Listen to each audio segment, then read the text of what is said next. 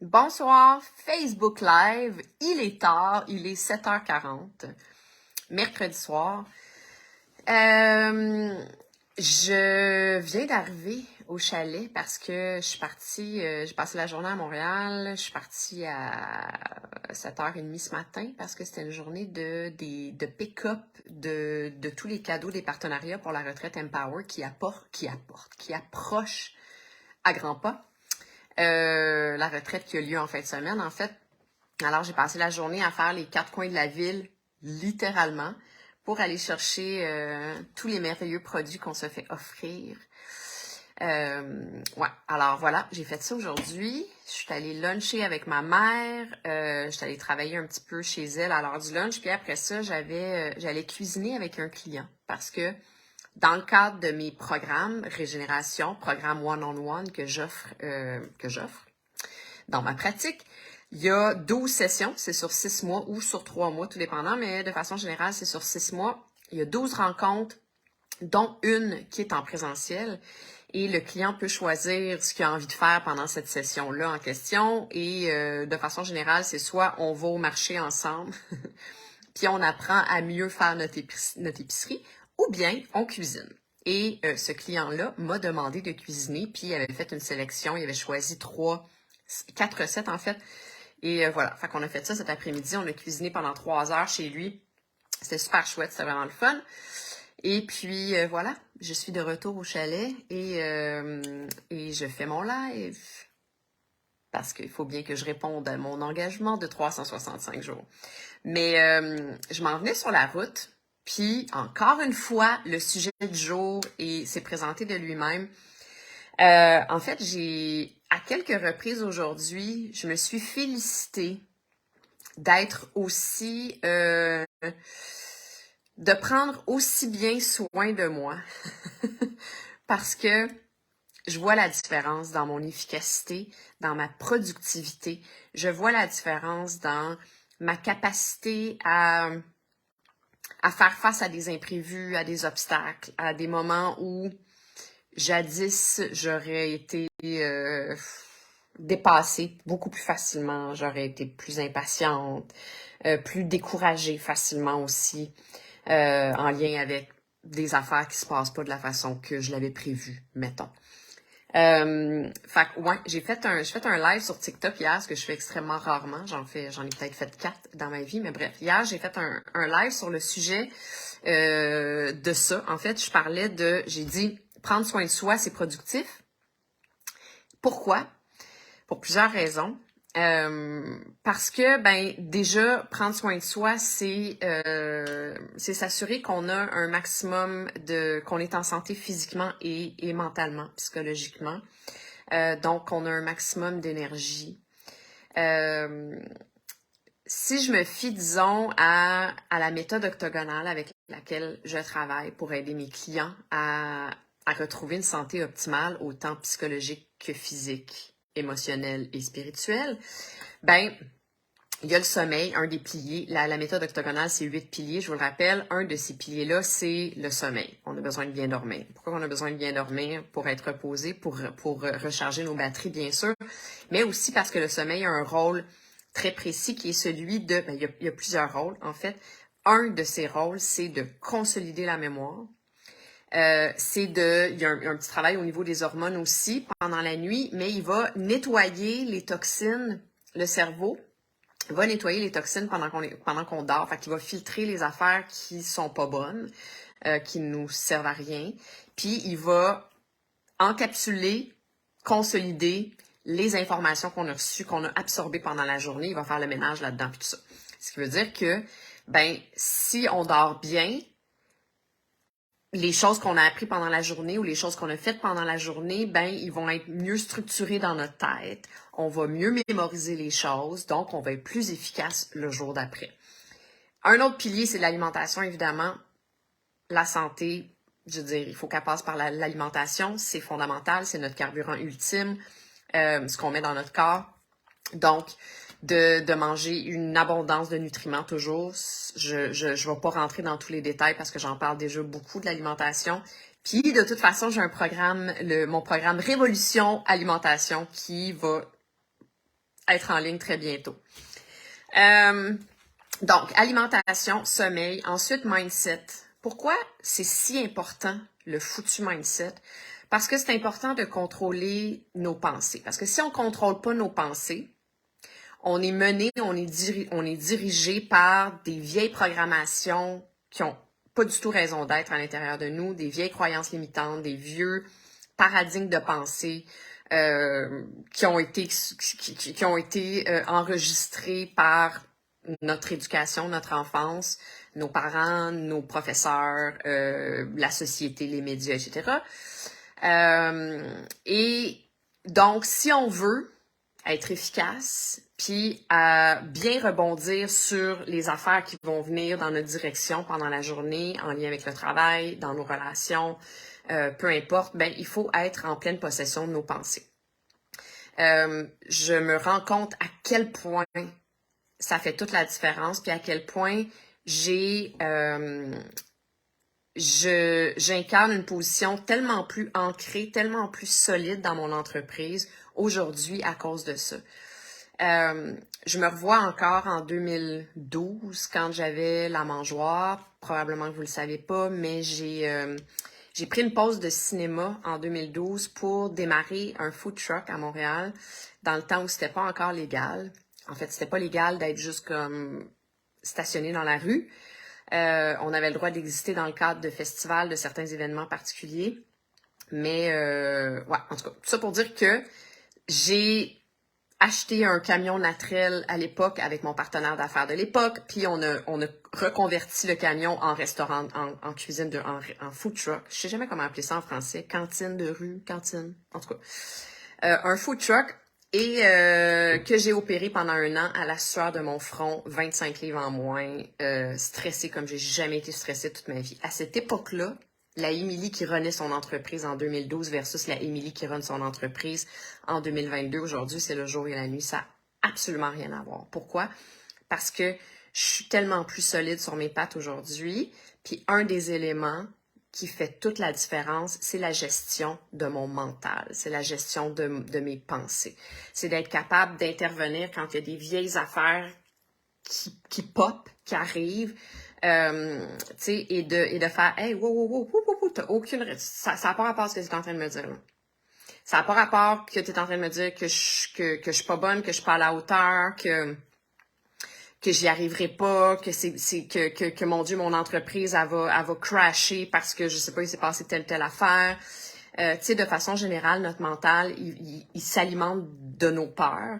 Il s'alimente de nos peurs qui ont pris naissance en lien avec certains événements dans notre vie qu'on a enregistrés à partir de notre premier souffle quand on est sorti du ventre de notre mère. Ben oui, on a commencé à accumuler des souvenirs, des mémoires, des souvenirs autant inconscients, des souvenirs énergétiques, des souvenirs d'odeur, des souvenirs de son, des souvenirs de visuel, mais des souvenirs de trauma, d'événements, d'expériences vécues. Ce qui construit aujourd'hui nos pensées inconscientes. Alors, fait que si on run une entreprise menée par des pensées qui sont nourries par la peur, on n'ira pas non seulement on n'ira pas loin, mais on va s'effondrer à la première affaire, on va être dépassé on va juste s'effondrer au premier obstacle. Les obstacles, ça fait partie de la game. Tous ceux qui ont une entreprise, tous ceux qui sont à la tête d'une business, peu importe c'est quoi, le savent. C'est tout sauf un long fleuve tranquille. Runner une entreprise, il faut être solide sur nos pattes, on s'entend. Sans la maîtrise de nos pensées, sans la maîtrise de notre mental, à mon avis, je veux pas dire le mot impossible, mais on se donne 0 chance, ça c'est sûr. Donc, mindset. Ensuite, l'autre pilier, c'est le pilier amour. Pourquoi amour? Parce que c'est tellement important de renforcer notre amour propre, de cultiver notre amour pour nous-mêmes. C'est tellement important de savoir, d'incarner qu'on est assez, d'incarner qu'on a tout ce qu'il faut pour faire face aux obstacles, à la vie et à toutes les choses qu'on va traverser dans le cadre de notre entreprise, de notre métier. C'est important de renforcer ce pilier-là pour tout, pour notre santé, point, pour dans nos relations, pour enrichir nos relations, pour entretenir des relations qui sont saines, pour avoir une vie équilibrée, stable, harmonieuse, zen, saine, tout ça, pour être en mesure de prendre des bonnes décisions, pour être en mesure de bien prendre soin de nous. Il faut savoir, il faut bien s'aimer, faut être connecté avec notre vérité. Bon, juste ça, je peux en parler pendant vraiment longtemps. Mais tu sais, c'est tellement facile de pas avoir confiance en soi. C'est tellement facile de penser, de se comparer, de penser qu'on n'est pas à la hauteur, de penser qu'on n'y arrivera pas, parce qu'on a encore une petite fille à l'intérieur de nous qui est insécure, qui est blessée, qui est facilement impressionnée par la grandeur des événements, par l'incertitude de l'avenir, de ce qui s'en vient, de tout ça, là. Alors, le pilier amour, depuis que je travaille là-dessus, depuis que je le cultive pour moi-même, je réalise à quel point je suis plus solide, à quel point je suis capable de faire taire, disons, la petite voix à l'intérieur de moi qui, elle n'a pas disparu, elle est encore là, la petite voix qui revient en me disant « Ah, Émilie, tu vas-tu y arriver? Boy, c'est gros ça pour toi, t'es sûr que t'es capable? Et tabarnouche, t'as-tu vu la quantité d'affaires que t'as à faire aujourd'hui? Ou ben, je sais pas, tu sais, juste comme l'insécurité, la petite voix qui essaie de nous faire croire qu'on n'est pas assez. » Fait que quand on a le pilier amour bien solide à l'intérieur de nous, ben cette petite voix-là, elle prend le bord assez rapidement, merci. Ensuite, dans les autres piliers, ben en fait, c'est pas mal ça. Il y a le pilier joie, pilier spiritualité. Je pense que aussi joue un rôle quand même assez important, en tout cas dans mon entreprise à moi, certainement, puis pas juste parce que je travaille en coaching puis en empuissancement. Je pense que de s'en remettre entre les mains d'une dimension énergétique, une dimension qui est plus grande que nous, particulièrement dans des moments d'incertitude, évidemment, ou face à des obstacles, quand on traverse des moments plus difficiles dans notre vie comme dans notre carrière. Je pense que c'est un allié vraiment solide qui fait aussi une immense différence. Mais bref, morale de cette histoire, tout ça pour dire que prendre soin de soi, c'est productif. J'avais une conversation avec des femmes entrepreneurs il y a plusieurs mois quand même. En fait, quand j'ai commencé, il y a peut-être 1 an et demi, et j'avais des inquiétudes à ce moment-là. Je me demandais si les gens avaient investissaient dans leur santé. Tu sais, on sait que les coachs business, dans mon univers, disons, dans l'univers des coachs, dans ces espèces de nouveaux métiers-là, les coachs business ont vraiment pas de difficulté à se trouver des clients. Les gens vont vers eux, des gens qui veulent devenir coach, des gens qui sont prêts à investir de l'argent comme quand ils vont à l'école. En fait, c'est ça. Ils veulent être coachés pour apprendre à bien diriger leur entreprise, à bien runner, gérer leur entreprise, puis à générer des revenus eux aussi. J'avais l'impression, puis encore un petit peu, que les gens ont plus de facilité à investir de l'argent quand il y a un retour sur leur investissement de garantie. Ben, de garantie. Ish, mais en tout cas, au moins, tu investis. Tu sais, quand tu t'inscris dans un cours à l'école, dans le but d'apprendre un nouveau métier, ben, tu sais que, de un, t'as pas le choix. Faut que tu apprennes. Faut que quelqu'un t'apprenne comment faire les choses. Mais aussi que c'est dans le but d'éventuellement faire de l'argent et donc de rembourser cet investissement-là, qui est l'école. Versus, quand tu investis de l'argent dans ta santé, t'as pas un retour matériel sur ton investissement. Tu as un retour physique, énergétique, tu as un retour en lien avec la santé, mais c'est comme si c'est plus difficile pour le commun des mortels d'investir un montant important dans sa santé versus dans la business. Ça, c'est pas, tu sais, j'ai pas, c'est pas une impression qui sort de nulle part puis qui est non fondée. C'est une impression qu'on est plusieurs à partager. Puis c'est une impression qui est quand même assez fondée si on regarde les chiffres, là, si on regarde la moyenne. Tu sais, les gens ont plus de facilité à investir de l'argent dans un voyage, dans un cours où ils vont apprendre un nouveau métier, genre de truc, ou apprendre à faire de l'argent, ou apprendre à attirer des clients, ou à petit genre de truc, que d'investir dans leur santé pour apprendre à mieux se nourrir, à mieux dormir, à intégrer des rituels d'exercice qui soient adaptés à leur unicité, à leurs besoins spécifiques à eux, genre de truc. Tu sais, bref, je parlais de ça avec d'autres entrepreneurs et je leur ai dit, j'ai comme, ouais, j'ai comme peur que les gens aient un bloc. Les gens, ouais, ils se négligent, ils se mettent de côté. Ils vont mettre leur argent, l'argent qu'ils ont de lousse, mettons, dans leur vie, ils vont l'investir dans des choses qui vont rapporter. Ou bien dans un voyage, genre de truc. Mais pas dans leur santé, tu sais. Et ce que je me suis fait répondre par plusieurs personnes, c'est, mais oui, mais il y en a un retour sur leur investissement. Et moi, de répondre, oui, mais il est pas tangible.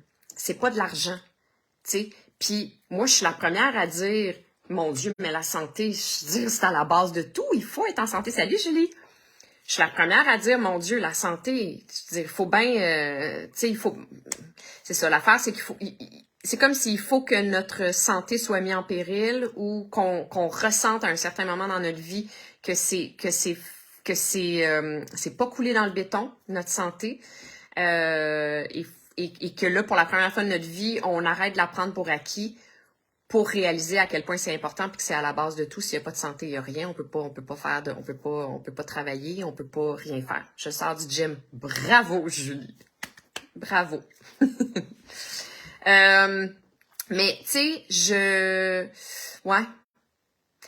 Fait que tout ça pour dire que il y avait complètement raison les personnes, les autres entrepreneurs ou les autres coachs qui me disaient, mais Émilie, inquiète-toi pas pour ça parce que pour être un entrepreneur, pour être un bon entrepreneur, que ce soit un coach ou que ce soit n'importe quelle autre sorte d'entrepreneur, de gens qui runnent une entreprise, il faut que tu investisses dans ta santé. Il faut que tu investisses dans ta santé physique, il faut que tu investisses dans ta santé mentale, dans ta santé émotionnelle, spirituelle, etc. Il faut parce que sinon tu passeras pas au travers.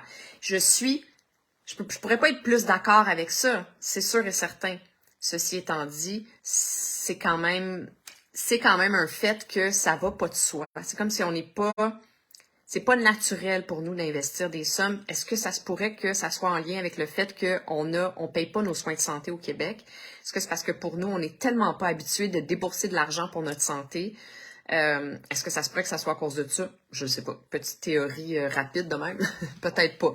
Mais, bref, c'est ça. Ça pour dire que j'avais envie de faire ce live-là aujourd'hui. J'avais envie d'highlighter le fait que c'est important de prendre soin de nous en lien avec tous les piliers qui nous entourent et qui maintiennent notre santé holistique quand on est à la tête d'une entreprise, quand on démarre une entreprise, quand on a une compagnie. Je parle à tous les jours à quel point c'est important de s'occuper de notre santé, point final, vous le savez. Aujourd'hui, j'ai juste envie de parler de ceux qui, c'est ça, ceux qui travaillent très fort à la tête d'une compagnie qui essaie de faire survivre ou qui essaie de générer des revenus, n'est-ce pas? Alors voilà, prenons soin de nous encore et toujours. Merci de m'avoir écouté. Je vous embrasse et à demain. Bye!